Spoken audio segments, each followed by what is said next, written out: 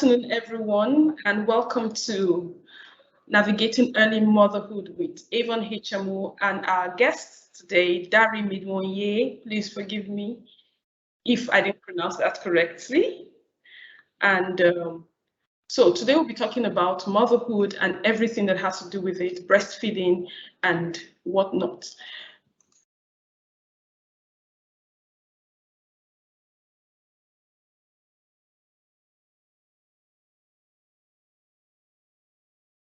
Okay. Right. So before we go ahead with this conversation, I'd like to ask everyone to please go to our website and join our motherhood community. You get to answer questions, or you ask questions and you get answers from our professionals. And trust me, it's going to be fun to be there, and you gain a lot of knowledge, gain a lot of insights, and what have you from being there with us. Right, so straight into our conversation, I'm going to be introducing my first guest and my only guest, of course. Her name is Titilayo Dari Midwonye. Please forgive me if I didn't pronounce that name correctly. I always struggle with the name, although this is not the first time I'm getting to meet your beautiful self. It's good to see your face again, Titi. See you again. How have you been? I'm very well, thank you. How are you? I'm very well, thank you. You look lovely as usual. Thank you. We're celebrating Breastfeeding Week, so we're sporting my favorite colors this week. Right, yes. Right. You look lovely in it, by the way. And it seems to me that pink is your favorite color. The last time I saw you, you were wearing white and pink. Yes, it is. Yes. All right. So everyone, this is our guest today. Her name is Titi Medwenye. Titi is Nigeria's first international board-certified lactation consultant and economist with over 8 years of management and leadership experience in the health, hospitality, and manufacturing industries. Titi holds a bachelor's degree in economics from Kwame Nkrumah University of Science in Ghana, and she's the founder and chief executive at Milky Express, Nigeria's first lactation company that focuses on manufacturing products that enhance both the quality and quantity of breast milk, as well as offering lactation consultation services to their customers. And of course, we all know who their customers will be. In her role as a CEO, she makes major corporate decisions and strategically manages staff productivity and offers lactation consultation services to her customers. In 2014, Titilayo faced a challenging experience talking about turning your passion or turning your pain into passion. So Titi faced a significant challenge in 2014 with breastfeeding her newborn daughter, her first child. And it was with this experience that led her into the research on how to improve both the quantity and quality of breast milk.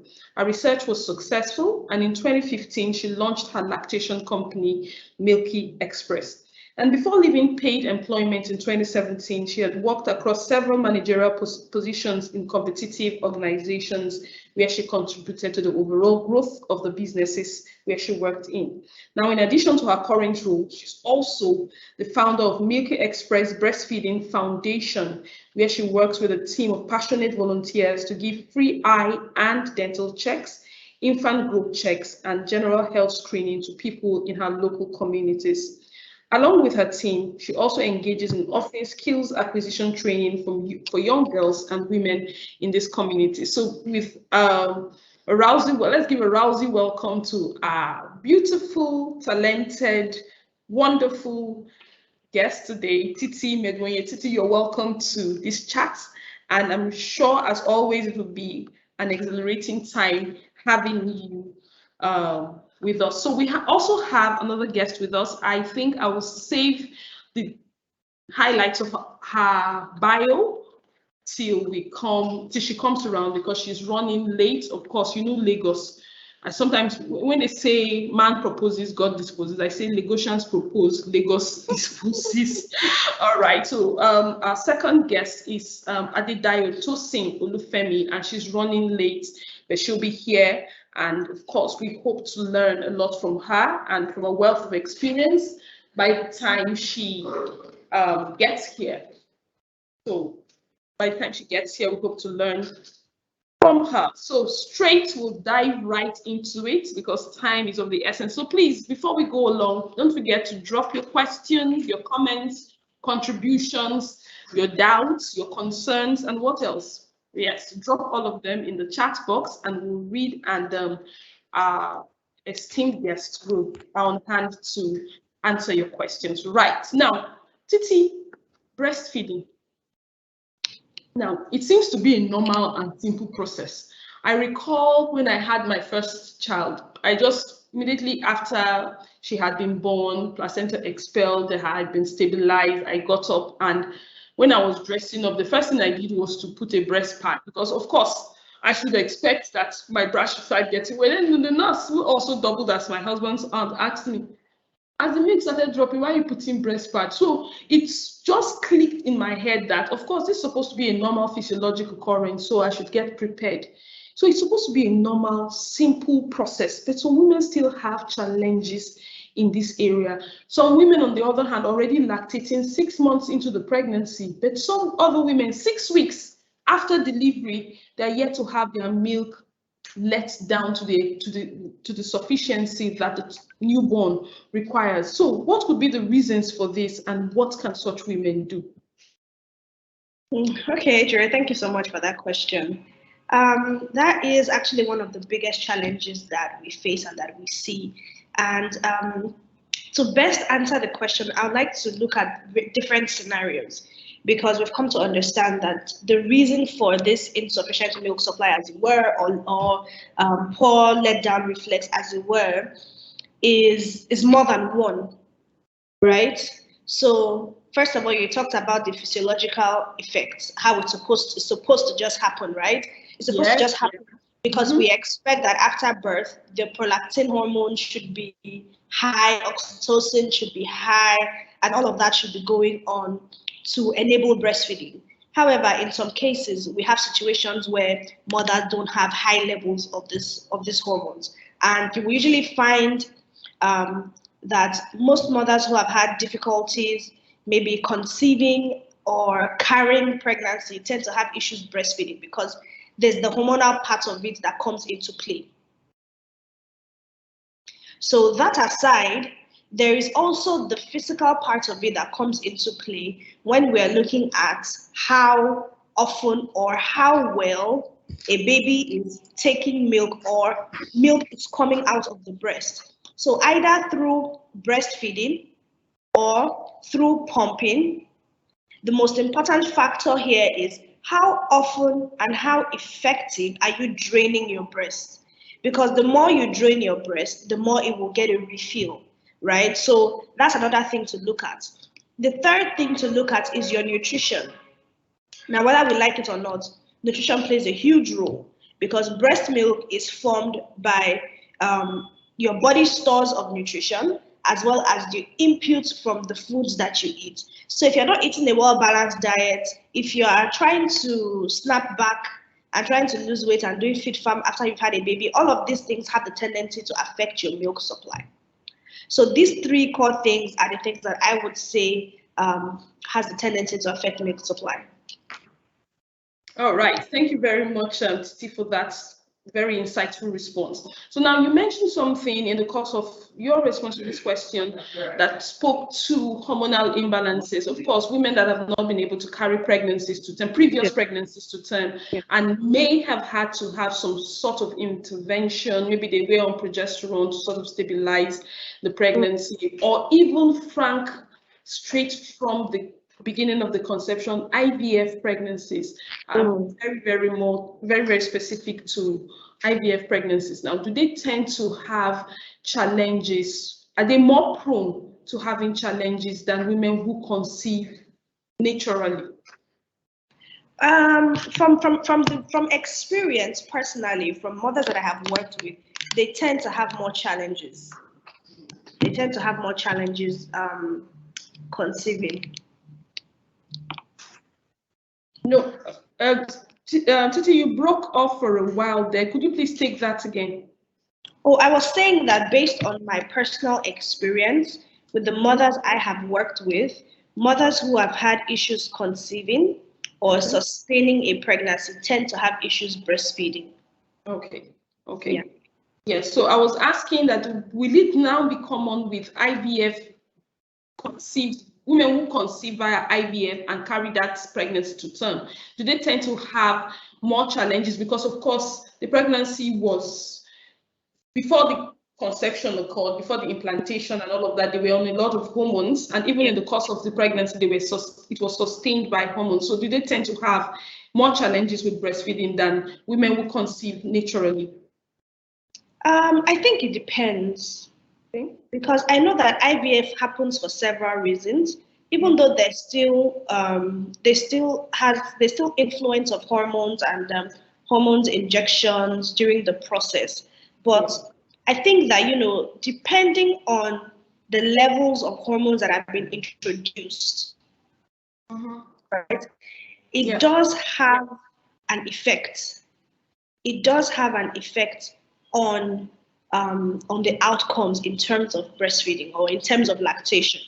Yes, I even imagine from the beginning of your conversation when you talked about prolactin excess causing infertility, and of course you have to dump down that prolactin for the woman to be able to conceive. Of course, over time, by the time she puts to bed, that dumping down of prolactin may have long-term consequences in not allowing milk let down. So it really easily explains why women that were on some form of fertility treatment or hormone blocking may have challenges having their milk come down postpartum. All right, thank you very much, Titi. So now to my next question. Now, okay, the milk is dropping, the breasts are full and even sore from pain of being overfull, but some babies will not just latch on. They just won't put their mouths to breast. And this, I'm not talking of preterm babies where we say, okay, the sucking reflex is not yet developed.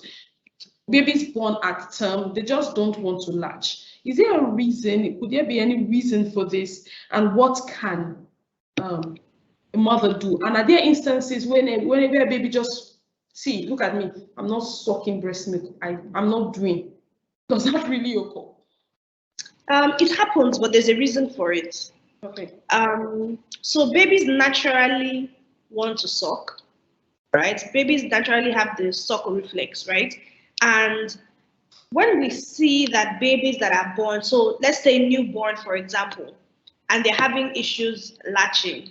So when we look at having issues like latching, what we mostly find is the problem is not necessarily a mismatch, but that both mother and baby have to learn the process of a proper latch. Because if you leave the baby alone, the baby will just want to suck on the nipple because that's what gets into his mouth. But we know that latching for food is much more than just the nipple. The areola is involved. There has to be a deep latch, right? So both mother and baby have to learn to properly make a latch that will give you milk. That's one thing. Another thing that we've seen is that there could be oral abnormalities with the baby that will make latching difficult.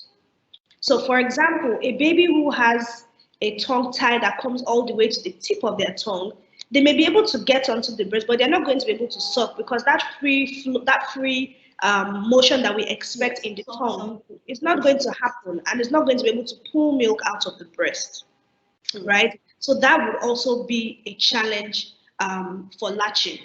Another thing that could be a challenge is maybe inverted nipples and flat nipples, right? Especially for a first-time mom who has an inverted nipple. We always have to see how can we help make the nipple come out a little bit more, just so that there's more for the baby to hold on to the latch. And there's so far they've been able to make things that mothers can use to aid them, something like a nipple. Exactly. So there's the suction to bring out the nipple. There's also a nipple shield that you can wear while you're breastfeeding. So there's just been so much. I was at the best thing to really do is to work with a lactation consultant so that they can know what the problem is, right? Because the lactation consultant will assess both you and the baby, see where there's challenge coming together, and come up with the best solution to bring, the two, to bring, harmony in breastfeeding. Yeah. Then in another situation where we now see that the baby doesn't want to breastfeed, and maybe the baby prefers to take the bottle. And what I've seen to be the cause of this is because the baby has had issues latching, and the baby is not getting milk out the way they want to get milk out from the breast, the way they will get from the bottle. So if you're looking at maybe when babies suck from the bottle, they don't even need to suck. If you turn a bottle of milk upside down, the milk will drop. It just flows under gravity. Just flows under gravity, exactly. So when the baby is used to being fed like that, the baby doesn't have to do any work to get out milk. It's coming, right? So and compared to when the baby breastfeeds. So even though people may say, oh, but it's easier to get milk out from the bottle, why then should we now be breastfeeding when it's easier for the baby to use the bottle? Because breastfeeding actually helps to properly develop and form the muscles of the mouth and of the jaw. So that the baby is learning how to move, the jaw is getting stronger. Yeah. And I hear, and research is now even showing that most babies that are bottle fed tend to have a higher arc at the roof of their mouth, a more rounder arc rather than flatter, you know. And so there are so usually if the baby is used to getting it from the bottle at a rate where they really don't have to do anything, you know, you will find that the baby will definitely prefer to use the bottle than to suck directly. And just to add here, there are times where we have to supplement, right? Maybe the baby has fed from the breast and the baby is not full and we have to supplement the bottle. There's actually a proper way to feed a baby with a bottle. There's a proper way. Because again, baby is feeding, you know, the baby can't say, stop, it's too fast. I'm okay. I'm just stop. Absolutely not. The baby can't do that. Yeah. So you find that usually when you as the person feeding the baby notices that, oh, something is going on and then you stop, is when the baby is gasping for air, or the baby has even has swallowed both air and food, or has overfed, and there's just a struggle going on. That's when you realize that, oh, okay, let me stop, right? So that's also something to look at, especially for newborns. Especially for newborns, it's a lot easier to be able to get a newborn to breastfeed and stop than to be on the bottle. And so, yeah. All right. Thank you very, very, very much. Thank you again to our viewers, 59 attendees already. We are growing. Oh, 61. Thank you very much, everyone, for joining. Right. So you've heard the experts speak. Right. So a baby and a mother need to be in sync. They need to be in harmony. Breastfeeding is not just about the baby. It can be about you as a mom. Okay, it can be your nipple. It can even be your attitude towards the entire exercise. So don't just blame the baby alone for not wanting to, because most moms will say, the baby doesn't like sucking. And I beg, I can't stress myself, use a bottle, you know. So, and just as the expert has said here, a baby breastfeeding directly from the breast helps with milk let down and sort of breast refill faster than just expressing into a bottle and feeding the baby directly from the bottle. And the overall well-being of the child is enhanced if the baby sucks directly from the breast. Thank you very much, Titi, for that insightful response. Now, of course, you answered my next question. How should a new mom feed her baby? You've talked about the latching. You've talked about the way she handles even the milk itself, even if it's from a bottle, because recently someone was saying, is it every time a child cries, a newborn cries, that it's as a result of hunger? An expert said that the fact that a child cries doesn't mean you just either take the child to the breast or take the breast to the child.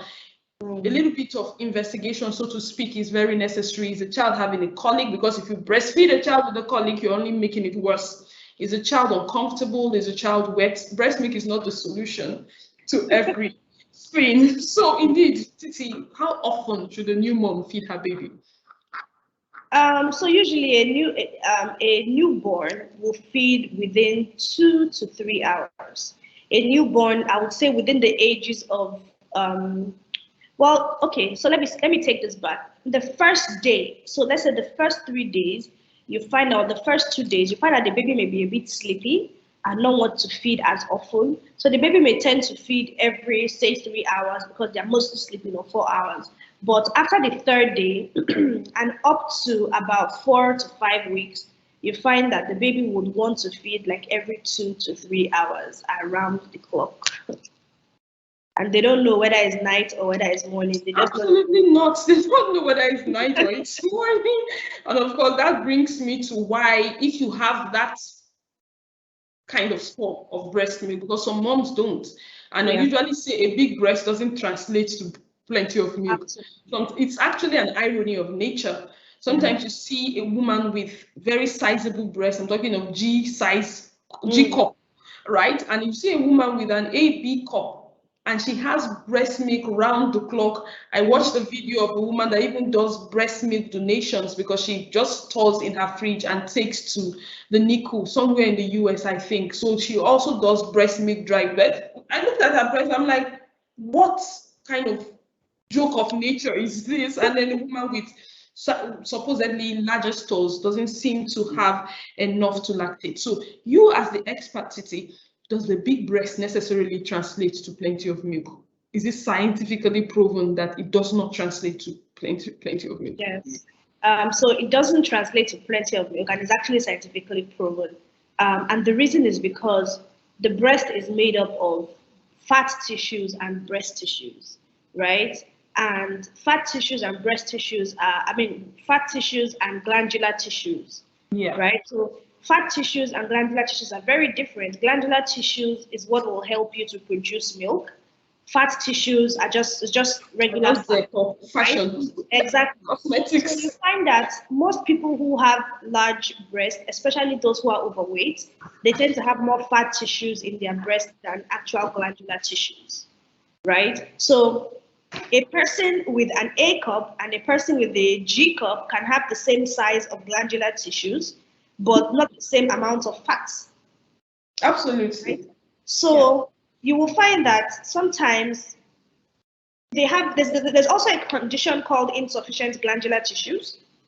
And there are times where you see that, right? Even though the breast is very big, even though it's a G cup, but there's no glandular tissues that should actually produce the milk. And these kind of issues usually come during development, during their teenage years when the breast starts growing. We're looking at the kind of exposure that the child has to chemicals, the kind of exposure that the child has to maybe certain medication. All those things could affect proper breast development and cause insufficient glandular tissues. So glandular tissues really is what helps to produce the milk. And if only we had laser eyes to see what is happening inside the breast. But with ultrasound, you can see it. You can see, okay, that this is the glandular tissues that this person has, and we know. And also from feeling the breast. So during consultations, you get to feel on the breast, and then you can see, okay, this is mostly fat, or this is a good supply of glandular tissues. Production should not be a problem. So when you have, pre-birth consultations, those are the kind of things that we look at. Okay, thank you very much, Titi.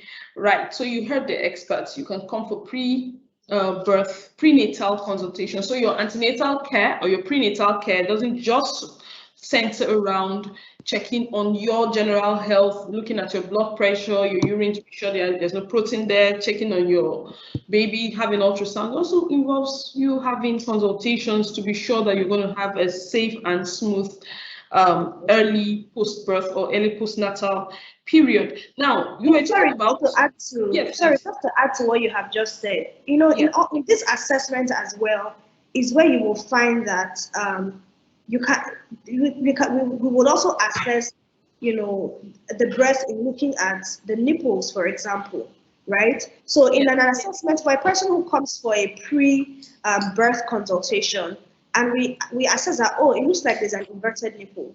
We know that you need to have a latch assist, or you need to have a nipple shield. So we are prepared before birth, because again, we know that after birth, you have to be able to, you need to be able to catch the early period of at least 20 minutes after birth to initiate breastfeeding. So if you don't have that, right, if you don't have that, you cannot initiate breastfeeding as quickly as you want to, which can now have a domino effect on your other breastfeeding experiences. Absolutely. But from your pre-class or your pre-assessment, you're able to see these things, you're able to prepare, right? You know the things you need to take with you to the hospital. You know that it's not only pink socks and pink or blue shoes, pink shawl and pink boots that you are buying and diaper Why and wipes. pink, blue shawls? Let's cover the boys. I'm saying this because I'm using myself as an example. Oh, absolutely. When I was pregnant, it didn't occur to me that I will need anything as such when it comes to breastfeeding. I just felt that I'll just put my breast in my mouth and that's it, right? That's the end of the story. But because as a girl, as a lady that likes pink, and I was having a daughter, I was buying pink everything. That's what I was doing. I was buying pink clothes, pink socks, pink shirt. I did not pay attention to the fact that every other thing would be needed, right? Yeah. So yeah. Okay, thank you very much. That was quite a funny experience you had to tell. You say you were buying everything pink. Did you buy a pink bra as well? I guess you did. All right, so when we were talking about the breast tissue, something jumped at me. I'm someone that loves to work out, but thankfully I'm not in that, let me say, that band of wanting to have or breastfeed anytime soon. Okay, so, and I tend to do a lot of chest work, right? I want to develop my biceps, and of course, in the course of that, my pecs too will get developed. So for a lady who is planning on conception, so if she goes ahead to do a lot of strength training, a lot of weightlifting, and then she develops the muscles underneath her breast and then the smaller muscles within her breast. Does that have any impact on her ability to lactate? Will it have any impact on her lactation if she should eventually conceive and then, of course, birth a child? Will she be able to lactate? Yes, so that doesn't affect lactation in any way because it doesn't affect it's not shrinking the glandular tissues, it's not taking its space or anything. So there will be it will not affect it in any way. Okay, all right, thank you very much. So you heard the expert. Please go ahead and keep your fit lifestyle up. Yeah. Keep your game up, be fit, be tight, be toned. You have not to worry about, at least not about breast milk.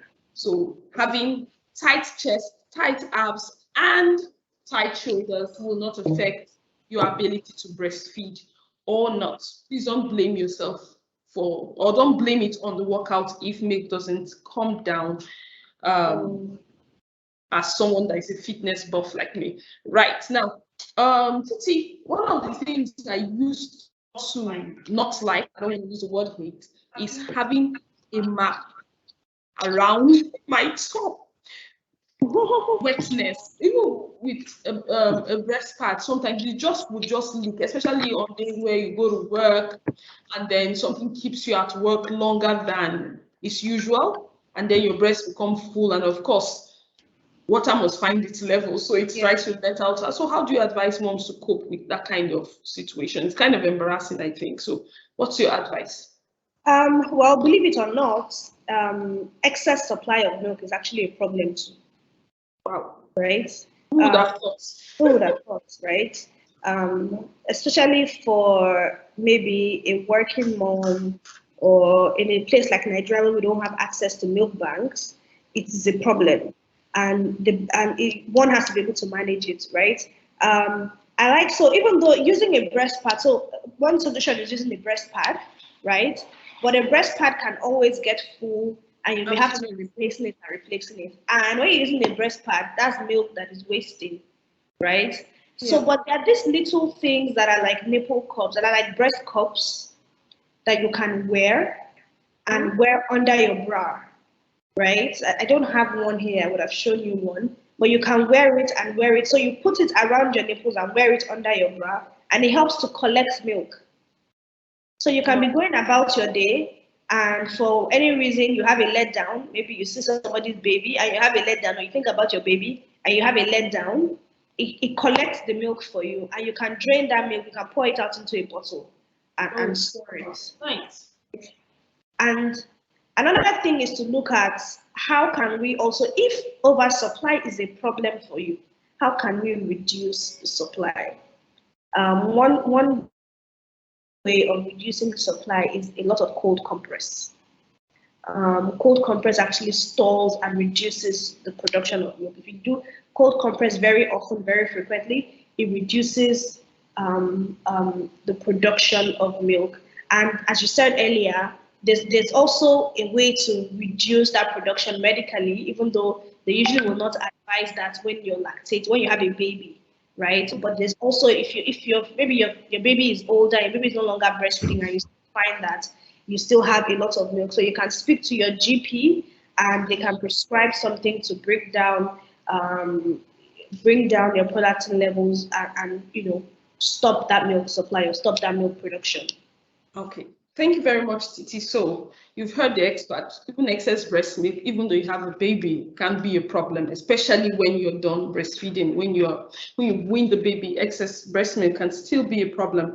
So Titi, so I just had the baby today, and I think I want to pump. So when do you think, or when, in your expert opinion, is the best time to start expressing breast milk to save for a new mom? I think as soon as possible is fine. As a matter of fact, I like to tell moms to prepare to pump as soon as possible. And I say prepare to pump as soon as possible because we cannot really tell. I mean, everybody hopes to have a very easy and smooth delivery, but things don't always happen like that, right? And if for any reason after birth the mother and the child are separated, I advise that, okay, have your breast pump, prepare to pump and have your pump on hand. Take your pump with you to the hospital. If for any reason you're not able to get your baby to latch, even if you're not separated, you're together, but the baby is finding difficulties latching, your breast pump can serve in the interim. Yeah. Because the core of the matter is that we want activity on the breast as soon as possible. Absolutely. So Absolutely. if your baby is not able to latch and suck for whatever reason, the pump can help you. So always prepare to have a pump. It will help your milk to come in quickly, much more quicker. All right. Thank you very much, Titi. Great. Now, men. Sometimes a woman is breastfeeding. She just had a baby and she needs to nurse. And especially if that is not her first child, the demands of motherhood on her are occurring more like the second time. And God help you, the age gap between the previous child and this new one is quite small. That rivalry of the shock as a result of the dethronement, so to speak, is usually hard. I love that word. I always call it dethronement. Sometimes when I see little kids with pregnant moms and they are being fussy and behaving like lords of the manor or ladies of the manor, I say, don't worry, your dethronement is in 3, 2, 1, and boom, you will have a younger one. So it's usually kind of difficult for the older child or the preceding child to cope in those early weeks of the birth of the new baby. And at that time, the demands are kind of more. The demands are exponentially greater on the woman. And if actually experientially, the men don't tend to support much, especially with the care of the older child. So how do you advise men how can they support their spouses, their wives, just had a baby, they have in the instance that they have another child, or even if they don't have another child, it's a first birth, how do you advise, or what do you recommend as support from men to their spouses during breastfeeding? Okay. I think I'll in answering this question, I'll use the opportunity to quickly dive into what the theme for this year is, World Breastfeeding Week. The theme is actually a shared responsibility, right? And in looking at a shared responsibility, what that means is that everybody has a role. Every person in society, actually you and I, has a role in supporting a mother, or not supporting, but I rather say supporting a mother to be able to effectively breastfeed. And in breaking down those roles, I started by saying, okay, let's look at the healthcare professionals, because they're the ones that will have contact with the mother and the baby just after the baby is born. How are they supporting her to effectively breastfeed? How educated are they on matters involving lactation? How skilled are they? How are they supporting the mother to breastfeed? Not just by telling her breastfeed, breastfeed, breastfeed, but showing her the right way to do it and helping her with the challenges that she has. Then secondly, we look at the immediate family, right?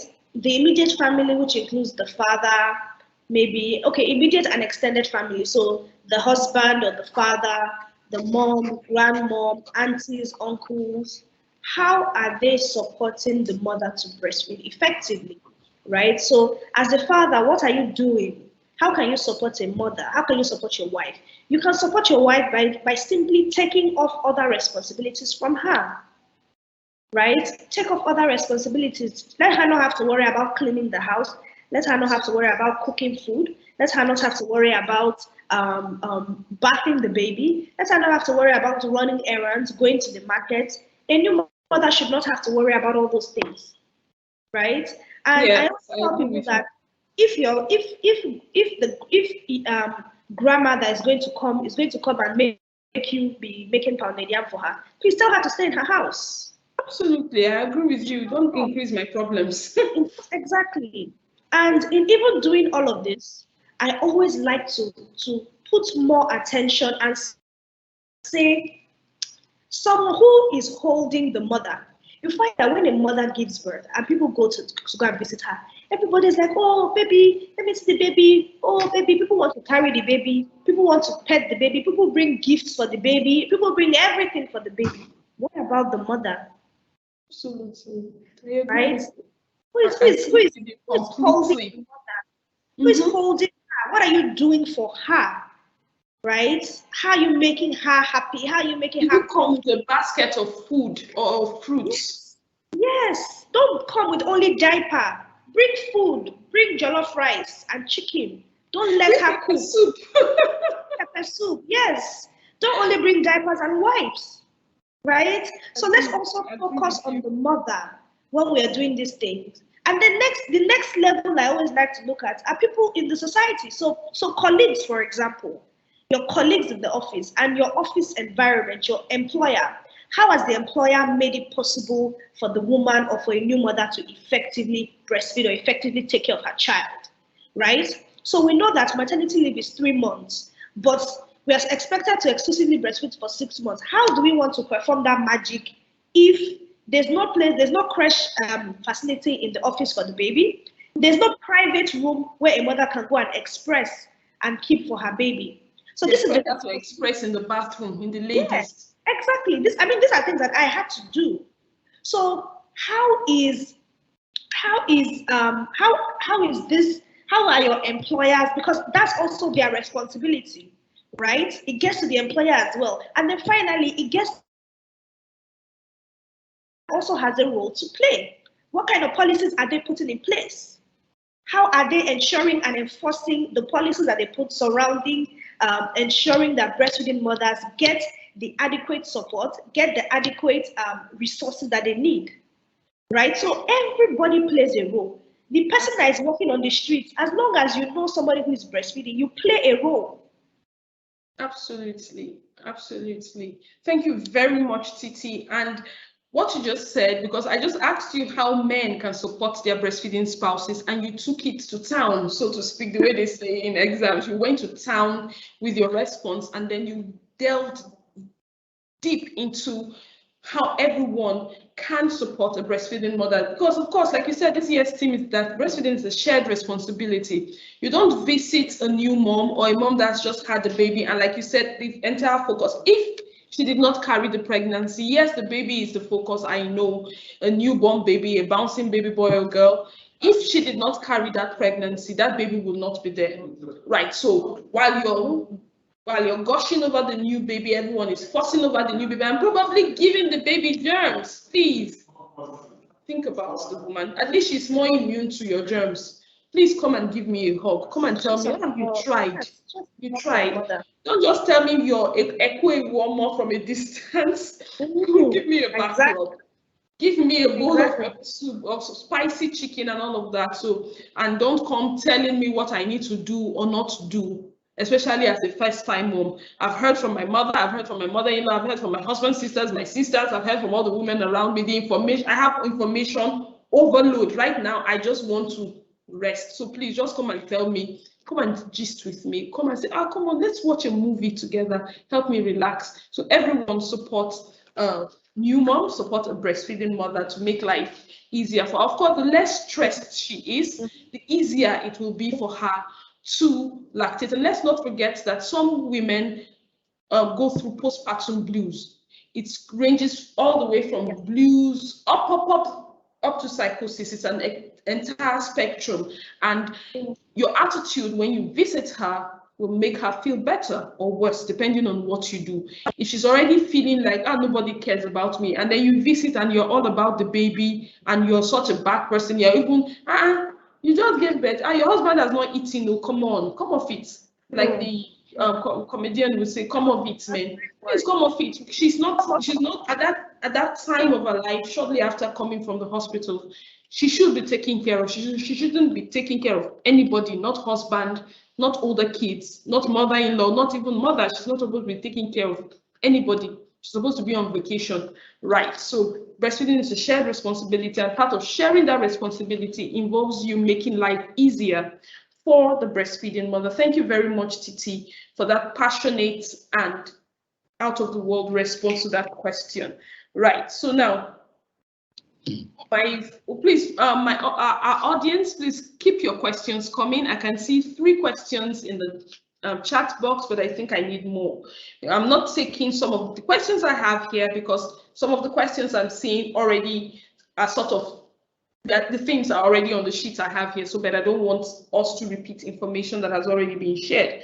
Now, Titi, are there foods that can and should be avoided during pregnancy? Because I recall my friend, she had her baby after 8-9 years of her first child, not because she was battling infertility or anything, because of distance between her and her husband. So he recently relocated, and then she had her second baby last year after almost 9 years of having the first. So, but she noticed that if she takes smoothies, like you said, snapping back, she wanted to snap back shortly after having her baby. So she began to go on a diet. So she would take different kinds of smoothies, both the greens and the whites and the pinks, So she noticed that with a change in her diet came a change in the baby's consistency of her baby's stool, both the character and the consistency of her baby's stools. So are there things that if a mother eats, it impacts on the overall well-being of the child, of the breastfeeding child overall? Maybe skin rashes, evidence of allergies, or maybe change in bowel habits, as it was in my friend's case. So could that happen? Yes, that's actually very possible. As a matter of fact, there was an assessment that was done by some of my colleagues in the US, and they assessed a vegan mom's milk to see, what the difference would be. And just by merely looking at it, a vegan mom, her milk had more of a greenish color than the milk of the other moms. Right? And it was not bad, there was nothing wrong with it, but because her diet was it had a greenish color. And because obviously her diet is very plant-based. So what you eat affects breast milk. Breast milk production, I said earlier, comes from your body stores of nutrients and also what you eat. Okay. Right? So diet is very, very, very important. Right? What you eat goes into your breast milk and it could affect your baby. As a matter of fact, we've seen babies who have lactose allergies react to milk when their mothers have lactose. Wow.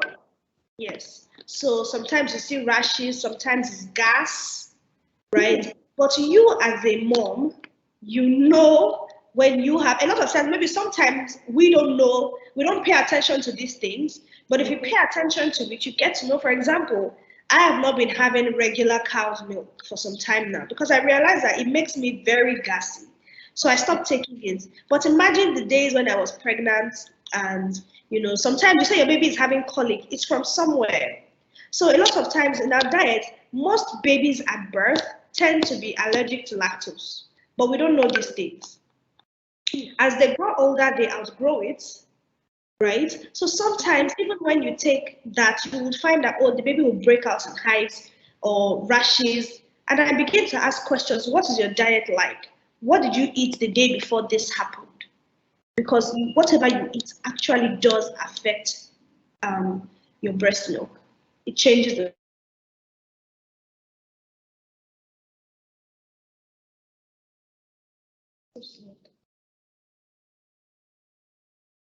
Titi, can you hear me? Can you hear me? Okay, yes, you're back now. Yes, I can. I lost you for a bit. Oh, okay. Okay. So I was saying, yes, that whatever you eat does have its effect on your breast milk. Okay.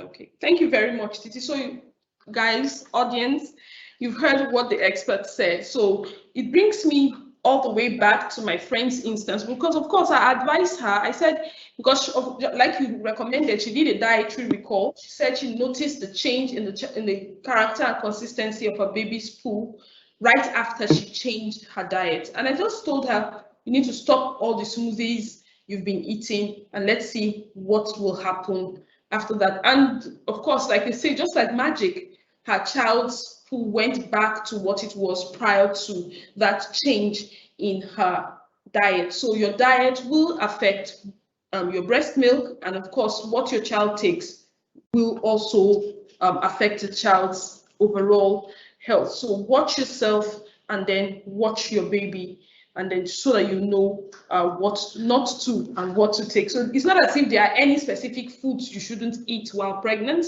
For example, the Indians would say, certain religions in India would say, don't eat papaya, pawpaw, when you're pregnant because it's forbidden. In some parts of Nigeria, as a matter of fact, they will say, don't even eat egg. If you eat egg when you're pregnant, give birth to a child that steals. I think you're right. People say don't eat okra when you're pregnant. Yeah, exactly. The child will drool. Exactly. Some parts of the north too, they also bear witness. Also, they also have that myth as well. So those are not the kind of myths we are talking about. We're talking about things that you should avoid when you're breastfeeding. Not necessarily avoid foods, or we can say don't eat this, don't eat that, don't eat that. Just study yourself and study your baby. If you notice that after certain meals, your baby responds in certain ways that are not too pleasant, that means you should try to avoid such foods. So thank you very much, Titi. I'll stop here with the questions, but I'll just quickly want to make a contribution with respect to snapping back postpartum. You mentioned that some women want to go back to their pre-pregnancy, not even pre-delivery, their pre-pregnancy body shape and body weight shortly after giving birth. And there's a reason why international best practices or gynecologists, obstetricians will tell you that you should come for your postnatal checks. Your postnatal checks is 6 full weeks after you've had your baby. So if you want to at all you want to start anything about regaining your body weight, please, it should never ever be before 6 weeks. As a doctor, and we have a lactation expert here, I will tell you for free that you should not start anything about return to your pre-pregnancy weight, anything earlier than 6 weeks, if you must. Anything earlier than 6 weeks after delivery, because it is after 42 days that it is expected that your body's metabolism should have normalized. Yes, you want to have a healthy life, but please don't put unnecessary pressure on yourself. Don't put unnecessary pressure on your mind. Don't put unnecessary pressure on your body, because you're thinking, I've grown so fat. So women are pregnant and they remain practically the same way they were before pregnancy. The only thing that you know is that they have a bulge. Other women, as a matter of fact, people like me, just inhaling air alone, it's like you're pumping a balloon, so you're trying to inflate a balloon.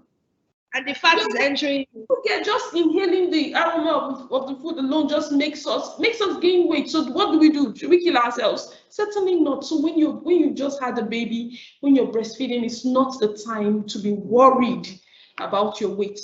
Take care of yourself mentally and physically first, and then you can add that later, right? So please don't put undue pressure on yourself. And since we're talking about breastfeeding, if you do not let milk down, or if milk is refusing to come, please look for alternatives. Breastfeeding your baby doesn't make you a better mother than the mother who bottle fed her baby for whatever reason, or used formula for her baby for whatever reason. I know we live in a society where we tend to attach huge importance to traditional practices, or what we term best practices like breastfeeding, like tying your baby on your back with a shawl that has the white shawl that has fringes at the end, frills at the end, you know. So we consider it a better practice to bathe your baby sitting over a wide bath and pressing the life out of that child. Those are not best practices. As a matter of fact, they are ill-advised by the specialist. So if you're not able to breastfeed your child, please don't let anybody or anything put you under undue pressure. If for any reason your baby decides, like mine, my first child stopped breastfeeding on her own at 2.5 months. I felt so bad. So when I talk to you, I'm talking to you I'm not standing on the sideline and giving you advice from something I have not experienced. So it's an experience I have firsthand. My baby stopped breastfeeding on her own, and I felt horrible. I felt like a failure. So at a point, it even was difficult for me to go out with her, because I hated the fact that I had to bring out a bottle of formula or had to prepare formula in public to breastfeed. The question would be, I was in the northern part of Nigeria at the time, so you can imagine the mindset of people in that part. They're more traditional than those of us up here, or rather down here, you know. So they look at you and say, you're doing yanga, you're doing sisi, you don't want to lose your shape, so you refuse to breastfeed your child. So that statement killed me each time. I stopped explaining, because how many people will I explain to that this child decided that she didn't want to have anything to do with breast milk, you know? So don't put yourself under undue pressure. Be kind to yourself. And if you're a man listening to me, you have a spouse that is pregnant, and if this should happen, the primary line of support for her will be you. Don't let your mother or your sisters put her under unnecessary pressure to either breastfeed or to extend the period of breastfeeding. If she has to go back to work, like Titi just said, it's almost impracticable for a working mom to achieve 6 months of exclusive breastfeeding uninterrupted. So if she's not able to achieve that, don't let anyone be like the umbrella for her, be the shield for her, because I've talked about postpartum blues, postpartum depression.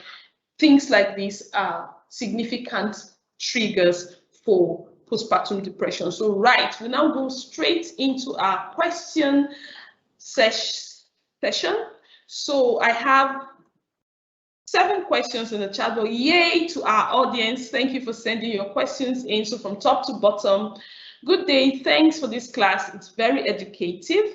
Okay, my baby was exclusively fed on breast milk for 6 months. He's 9 months old now. When is the best time to discontinue breast milk? Though I always feed my babies for 1.5 years. Titi, over to you.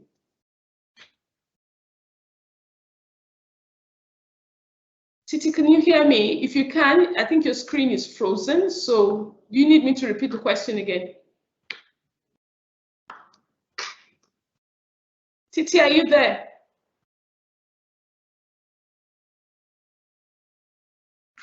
Titi, can you hear me?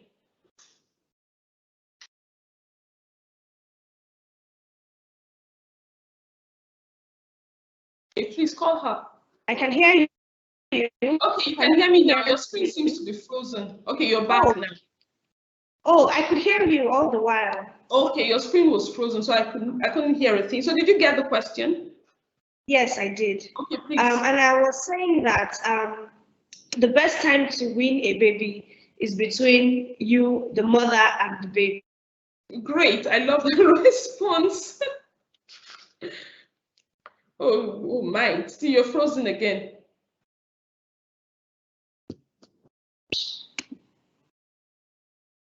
Okay, I think you're back now. Please, can you take that again? You said the best time to win your baby is between you and your baby. So that's the last thing I heard. Yes.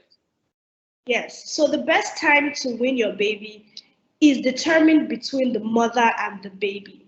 And why I say this is because she's frozen again. Mother's schedule to consider. The mother's schedule will determine, we can see, how long she can continue to breastfeed for. If, for example, she has to travel, she has to be away from the baby for 1 month, most likely before she... Another thing to consider is the health of the baby. So if the baby is not feeling well, maybe has some other health or malaria, you find that in order to best comfort a baby, the baby always wants to be in mommy's arms, the baby always wants to nurse and just be there. So in a season like that, I wouldn't advise to win, right? So it's always best to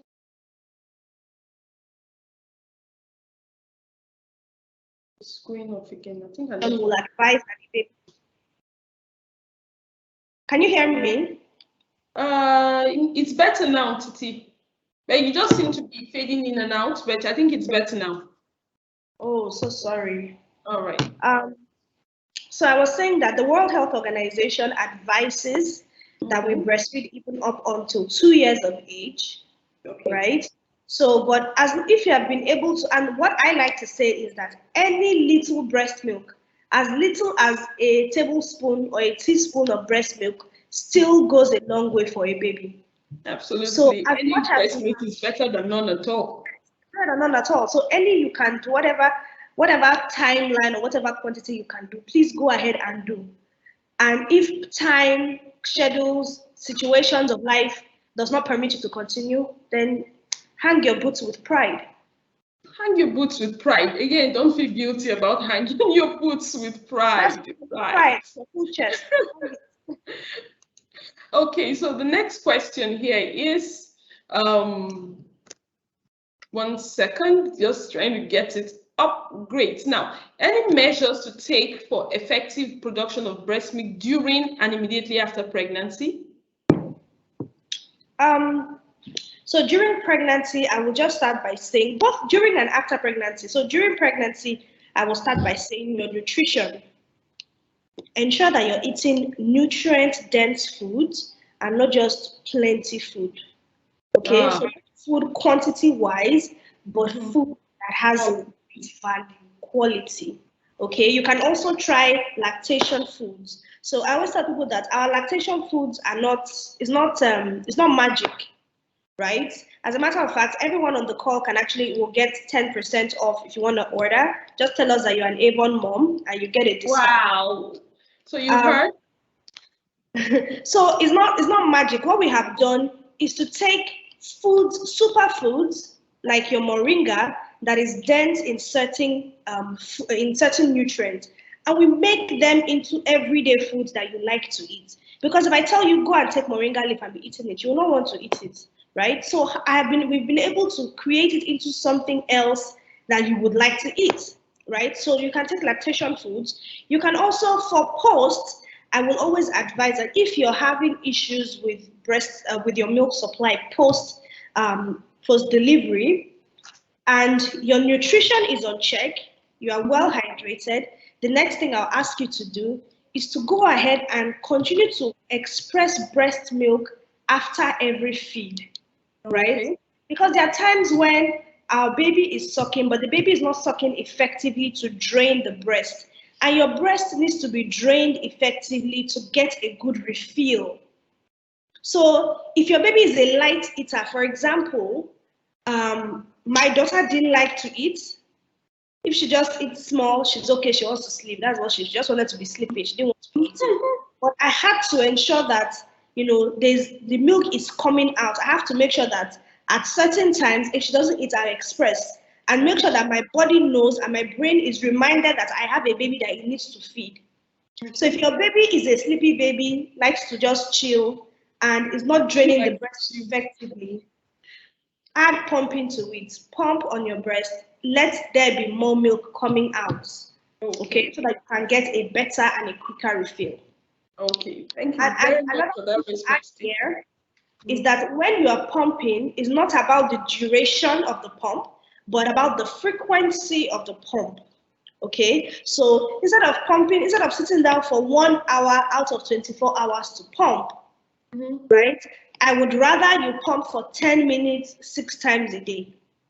Wow. So that still adds up to 1 hour, right? So I would prefer frequency over duration. Yes. I think even looking at it logically, putting that much pressure over such a long span of time on the breast is not really healthy. You may end up with sore nipples, you may end up with cramps on your hand, and then you just want to hate the experience of even pumping altogether. Yeah, exactly.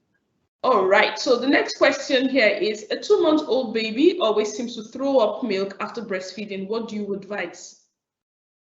Okay, so for that situation, I will advise that, number one, how are we feeding the baby? So if the baby is feeding from the bottle, I'd like us to watch for overfeeding. Okay. Right? And even if the baby is feeding from the breast, to be honest, I'd like us to watch for overfeeding, because the best way to manage this process, in fact, I'll give you a very good example. I still have a friend's son who, he's 5 years old now. I think he's 5, he's going to be 6. He doesn't know how to stop eating when he's full. Oh, wow. Right? He'll just continue to eat and eat and eat and eat. If there's nobody to say stop, it's okay. If you continue to give him more, he will continue to eat. Right? And until the point where he will throw up. And then when he throws up, he now feels like, okay, let me stop. Right? So when babies attend to, number one, throw up, they may be overfeeding. So let's look at how much food he's eating. So look at, if you're bottle feeding, how much food is he taking from the bottle? Let's reduce it and increase the frequency. So for example, at 2 months and a half, he might be eating every 3 to 4 hours. So if he's eating 120 ml every 3 to 4 hours, or let's say every 4 hours, he's taking 120 ml every 4 hours. How can we cut it down to 60 ml every 2 hours? So we reduce the quantity, we reduce the chances of throw up. Another thing that we should look at is, when he finishes feeding, how are we holding the baby up to burp? Because burping too is important. Yes. It's not a myth. The baby needs to, if the baby has taken in air while feeding, the air needs to come out. And if we don't control how the air comes out, the air will come out and it will come out with food. Yeah. Another thing to look at is also your diet as a mom. So we had talked about it earlier, how your diet can impact the baby's health. So if your diet is filled with food that would cause gas, for example, if you are taking fermented foods, for example, that could cause gas, that could also impact baby, and the baby will have gassy tummy, right? So those are things that you can look at to solve that problem. All right, thank you very much, Titi. And just to add, we had already said that it is not every cry that's as a result of hunger. Exactly. Yes, because some pediatricians, as a matter of fact, consider it lazy parenting when you just put breast in a child's mouth, in a baby's mouth, because the baby is crying. Especially if you've just breastfed and the baby is crying, or the baby wakes up in the night crying and you try to breastfeed, the baby is refusing and you are forcing the milk. Breast milk is not the gbogbo ishe of infancy. It's not the one size that fits all of a child's problems or a newborn's problems. So try to find out what exactly may be the problem. The child may even have a fever that you may not have taken note of, that's causing the restlessness and the discomfort. Now, Titi, this is for you, because someone is asking that, is it scientifically proven that when a child cries, the mother, wherever she is, her breast begins to drip? Is it scientifically proven? No, it's not. I see women, when they're in public, they just clutch their breast. It's like my baby is crying somewhere. So it's not scientifically proven. However, it does happen when, if you hear, and at the breastfeeding mom, if you hear another baby cry, you can actually have a letdown. If you think about, yes, if you hear another baby cry, you can have a letdown. If you think about your baby, you can have a letdown. Right? So it's possible, and I know a lot of times it always seems like, oh, I was just thinking about my baby, and it's only for them to just come in that, your baby is crying. Half of the time, as a new mother, you're thinking about your baby. Of course, half of the time a newborn is crying. Exactly. So if it's not sleeping, it's probably awake, making noise or crying. Exactly. So it's not scientifically proven. However, the letdown reflex will always happen if you have your baby around you, if you have another baby around you, if you hear another baby cry, if you see anything that reminds you of the baby, if you see a picture of a baby. As a matter of fact, we always say that when you're pumping and you're pumping away from your baby, have look at take your baby's picture with you, or your baby's clothing item. Improves letdown. Exactly, it improves letdown. Something that helps you think about your baby will help with letdown. So that's how it works. All right, thank you very much, Titi. That question was kind of funny. You know, we have a lot of superstitious beliefs as Africans. Right now, for nutrition, I don't take pap, custard, or oats at all. Please, what other foods can I eat to increase supply in anticipation of birth? I'm currently 35 weeks gone and a first-time mom. Okay, so pap, custard, and oats are not the solution to breast milk again, right? So you don't have to stress yourself if you don't eat those foods, right? You can eat foods that are high in other foods that are high in protein, in vitamins.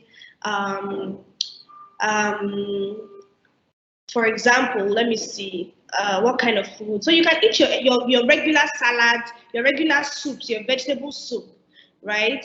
Your regular vegetable soups, foods that have dense nutrients. It doesn't have to be pap. As a matter of fact, pap is not as regular pap is not as nutritious as we think because it's really empty. It's actually not. So the reason why people say that pap helps with breast milk is not because of the nutrition, but because pap is mostly liquid. Yes, so it's just that belief, more liquid, more breast milk. And that hydration that is doing for you is what makes it helpful to breast milk. It's just as saying pepper soup or just as drinking water, right? So eat your regular food. You don't need to focus on all of that, and just focus on things that have good nutrient base for you. All right, thank you very much, Titi. Another question says, thanks for the insightful topic. You're welcome. I took in 4 months after my first child. I was advised to stop breastfeeding as it will make my baby and the one I'm pregnant with sick. So I had to stop breastfeeding at 4 months. Is this scientifically proven? Should I have continued? First of all, I just want to tell you, don't beat yourself up. That ship has sailed since you stopped breastfeeding. So should I have? Don't feel guilty for what you've already done. So Titi, please, over to you. Yeah, so truly that ship has sailed. But in actual fact, you can breastfeed an older child and be pregnant, right? There's something called tandem nursing or tandem breastfeeding, and that's when you breastfeed an older child and a younger child. So it's even possible to breastfeed the two of them at the same time, right? Wow. And yes, and you notice that the quality of milk from one breast, because if you're tandem feeding, we'll say use one breast for the older one and the other one for the younger one. You find that the quality of milk and the composition of milk is different. So if you're pregnant, you can continue to breastfeed. However, you need to check with your physician to be sure that you're not carrying a sensitive pregnancy. Yes. So as long as your doctor checks it out, it's not going to affect the baby. Nobody's going to be sick from breastfeeding. Nobody's going to be sick. So you can, that's just a myth, really. Okay. Thank you very much. Again, Anonymous, that ship has sailed. Don't feel guilty for what you've done. Of course, because you were thinking about both your child and your unborn. Great. So we've talked about measures to increase breast milk production during and immediately after pregnancy. So Mrs. Faith is saying, my child of 10 months has stopped breastfeeding on his own. Can I introduce beverage drinks to him? If yes, what beverage should I get for him? Thank you. I wouldn't advise that. I wouldn't advise that a baby under 1 starts to take these beverages. If your baby has stopped breastfeeding, you can offer formula, right? But hold on beverages because there are lots of additives that a baby should not be taking. For example, a baby should not be taking sugar, and there's sugar in these things. A baby should not be taking honey. Some of them have honey, right? So hold on. When your baby turns 1, then you can now begin to consider beverages. But just milk is fine. Formula is fine. If you want to give your baby formula, that's fine. But no other beverages, please. Yes, and besides, a child of 10 months should have already been introduced to semi-solids. Semi-solid. Yeah, so if your child is 10 months old, stop breastfeeding, wean himself off breast milk. I think by that age, the child should have almost been good to go on semi-solids, eating rice, eating beans, eating mashed potatoes, mashed yam, fruits in different combinations, of course. you must have watched out for allergies and then sensitivities to certain foods. So another thing here is that if your baby, if the baby wean himself off breastfeeding, it's different for the baby to stop breastfeeding and stop taking breast milk. Yes. Right? So if you have time, if the baby just stops breastfeeding and you have time, maybe you're a stay-at-home mom or you work from home, you can continue to pump and give your baby, you can still give your baby breast milk, right? So for me, for example, my daughter had formula, but my son didn't have formula until he was like 1 because he had a lot of those allergies, right? Okay. So even though we had done exclusive, he still didn't take formula. So I will just express and I will put the milk in his pap, I'll put it in his cereal, I'll use it to make his mashed potatoes. Anything that required liquid or water, I'll put breast milk instead. Okay, so you were still giving him breast milk, even though not breastfeeding. Even though not breastfeeding. Although we did breastfeed, he breastfed till he was 2, but we were still just pumping the milk and I was still just putting it in all his other foods. So, okay, so like I understand that the Yorubas say, whether you put the child to the breast or you put the breast to the child, the important thing is the child is taking breast milk. So even if the child is not taken directly from the breast, the most important thing is that the child is having breast milk in one way or another, right? Okay, so can anxiety cause decrease in lactation? Over to you. Yes, it can actually. Anxiety can cause lactation. I always say, try to, as I always say, take care of the mother. When you take care of the mother when she's breastfeeding, there are a lot of things that help apart from just saying maybe you're giving her food or everything. How is she feeling? You're asking questions like, how are you? How are you feeling? Do you feel tired? Do you feel anxious? Get to know the mom and what she's experiencing, right? And help her through that period. Great. Because anxiety will affect breastfeeding. Great, thank you very much. Any form of mental stress, as a matter of fact, can affect breastfeeding. So that's why we always encourage for support for the breastfeeding mom. And then we've already, like our guest here went to town with the ways we can support a breastfeeding mom. So anything to reduce your mental anxiety should be encouraged. Queen is asking, now after pumping for the number of times you want, what do you do with the extracts? Like the example you gave, if the child eats little and then sleep up. I think you refrigerate, don't leave it in room air. That could make the child sick. But Titi, please, you have the floor. Yeah, so if you have extra milk, like you said, you can refrigerate and you can freeze it. So if you're pumping, milk can stay in room temperature for about 4 hours. If you check Google will tell you 6 hours. However, Google does not consider the Nigerian weather and the Nigerian temperature. And our temperature is different from the temperature of those who have. So I say 4 hours because Nigeria is warmer. So if you're leaving milk out on the table, leave it out for 4 hours and then it has to be used. If you're putting milk in your fridge, you can put it in the fridge for about 4 to 5 days and then you have to use it. And then if you're putting it in your freezer and it's frozen solid, you can have it for up to 6 months in your freezer, your deep freezer. Yeah. All right, thank you very much, Titi. I think that's all the questions. But however, somebody had asked earlier that I got married in May 2020. My wife got pregnant in February 2021. That's 6 months ago, but had a miscarriage in the same month. Till now, she hasn't conceived yet. She's kind of worried. I have an individual Avon Health package. Do you have a plan that can help us? Okay, thank you very much for your question, Anonymous. 2 answers for you. Your wife miscarried, but it's hard to tell the circumstances surrounding the miscarriage since you have just mentioned that she miscarried in the same month in which she conceived. So it's hard to tell this gestational age, whether she went to the hospital. As a doctor, I can't really advise you based on the information you have provided here, and I don't think it is advisable that I advise you based on the information that you've provided here. So I'll recommend that while you're looking for a plan that can, yes, we'll have a plan that can cover you, but I think you just go to our website, healthcare.com, avonhmo.com, and you will find plans that can suit your needs, and then you subscribe to same and then access benefits. But in the interim, before you do that, I think you may want to, first of all, relax, because if, like you said, that was a miscarriage, we usually advise that you start trying again after 3 completed menstrual cycles following a miscarriage, so that it doesn't happen again, because miscarriages tend to recur. And above all, I think you need a full evaluation by a certified OB-GYN, so that you know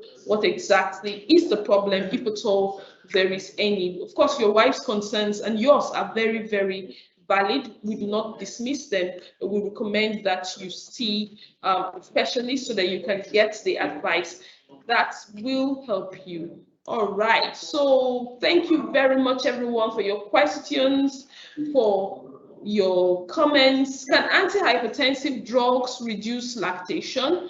There are certain antihypertensives that are given in pregnancy. If a woman is indeed hypertensive in the course of the pregnancy, and even after pregnancy, she's still hypertensive, there are some antihypertensives that she can use, because these ones are not expressed in breast milk and they will not affect the newborn, they will not affect the child, but they do not impact lactation or the ability to breastfeed. So that's that for the response to that question. So we usually will recommend antihypertensives that are not toxic to the breastfeeding baby, nor do they get excreted in breast milk. If they get secreted in breast milk, we will not prescribe those or antihypertensives of that kind. So you have little to worry about if you're hypertensive and breastfeeding. Right. So thank you very, very much for the question, and thank you to our beautiful host, Titi Medwonye. She has done more than justice to this topic, and it's always good to have the expert talk about subjects of this kind. I'm a doctor, I know about the physiology of breastfeeding and whatnot, but when it comes to the meat of the matter, you need to have someone like Titi on your panel to tell you what you need to know. I've learned a lot, and I know our audience to have learned so much from what Mrs. Medwonye has had to tell us all through today. So before we go, this video will be available on our YouTube channel, which is Avon HMO on YouTube, and we advise you to follow us on Avon HMO on Instagram, and please follow our beautiful host Titi Medwonye on Instagram @Milky Express. It will be put in the chat box for you to follow her on her on her business Instagram page. Leave your comments, give her attaboys, leave beautiful reviews. And she said she already has discounts available for lactation packages for Avon HMO subscribers. All you need to do is to have an Avon HMO ID with you, and she's got you. Right. Thank you very much, Titi. Thank you to our audience. And with that, we come to the end of this session. Once again, thank our beautiful host. You have a lot of comments in the Q&A session telling you thank you for the insightful session. I enjoyed it. The session was very insightful. Thank you. So thank you very much, Titi. We appreciate you for being here, and thanks for always answering when we call. I know we'll call you again. So Titi, your mic is muted. I think you're speaking. Thank you so much for having me. I truly had a great time. Thank you. All right. Bye. See you when we call you again. See you. Bye. Yeah, bye.